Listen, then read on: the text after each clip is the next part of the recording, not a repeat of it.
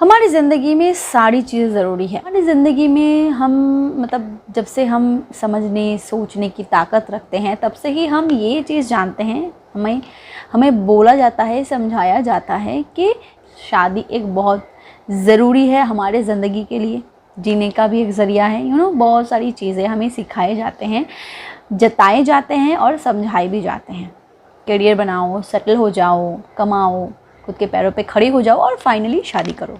और हम सभी जानते हैं कि हमें एक ना एक दिन शादी करनी ही है। कुछ लोग ऐसे होते हैं ना जो ये करियर बनाओ, सेटल हो जाओ, खुद के पैरों पे खड़े हो जाओ, इन सब चीज़ों को बाद में प्रायोरिटी देते हैं, पहले ही शादी को प्रायोरिटी देते हैं। कुछ लोग ऐसे होते हैं ना जो सारी काम बाद में करते हैं, शादी पहले करते हैं। मैंने खुद इस पे एक वीडियो बनाई थी कि शादी हम करते क्यों हैं।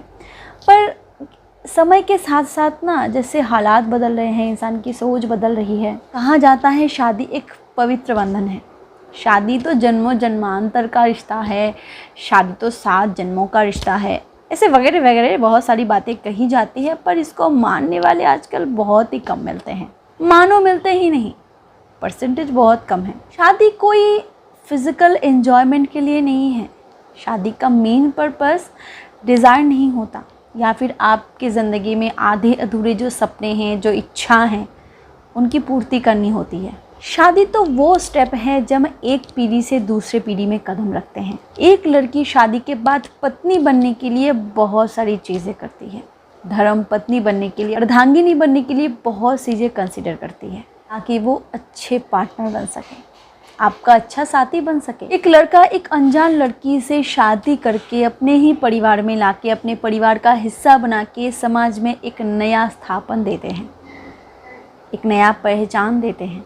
वो पहचान किसी की ज़िंदगी होती है, वो पहचान माँ बनने की होती है। शादी एक ऐसा रिश्ता है, एक ऐसा प्लेटफॉर्म है, शादी एक ऐसा फेज़ है जहाँ पे हम अपनी ज़िंदगी की सारी जमा पूंजी लुटा देते हैं। वो प्यार है, वो भरोसा है, वो ताकत है, वो हमारी अंदर की एनर्जी है, वो हमारा दुलार है, या फिर पैसा।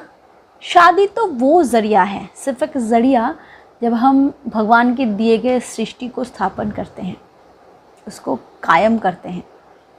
और ये किसी इन्जॉयमेंट का पर्पस नहीं, ये किसी इन्जॉयमेंट के लिए, ये सिर्फ फिज़िकल इन्जॉयमेंट के लिए नहीं है। ये सिर्फ खुद को प्लेजर देने का या फिर खुद की डिज़ायर को पूरा करने का नाम भी नहीं और काम भी नहीं। स्पर्म को बेवजह बाहर निकालने का नाम शादी नहीं।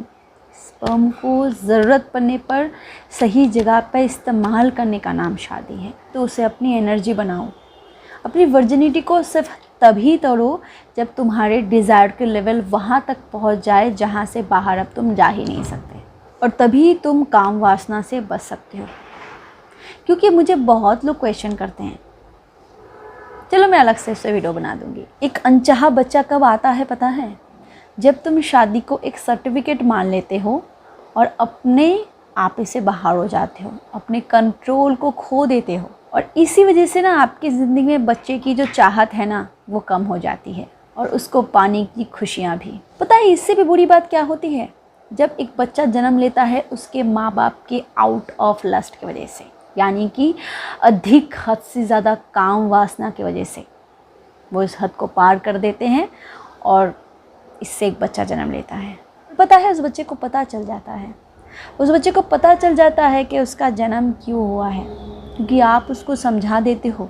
क्योंकि आपके पास उस बच्चे की वैल्यू बहुत ही कम हो जाती है, और वो बच्चा ना अपने आप में वो डिवाइन क्वालिटीज़ को देख ही नहीं पाता जो उसमें होने ज़रूरी थे या फिर उसमें हो सकता था। ज़िंदगी के कई मोड़ हैं। आप एक इंसान हो और आपके खुद के लगाम आपके खुद पे हाथों में हैं।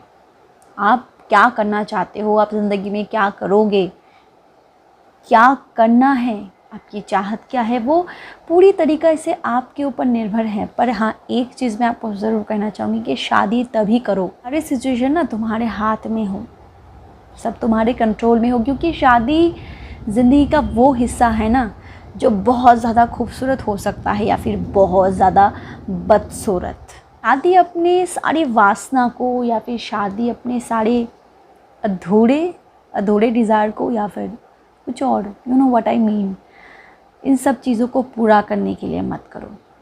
शादी तब करो जब तुम्हें लगे कि तुम्हें अब अपनी ज़िंदगी को एक यू टर्न देनी है, एक टर्निंग पॉइंट बनानी है ना, तभी शादी करो।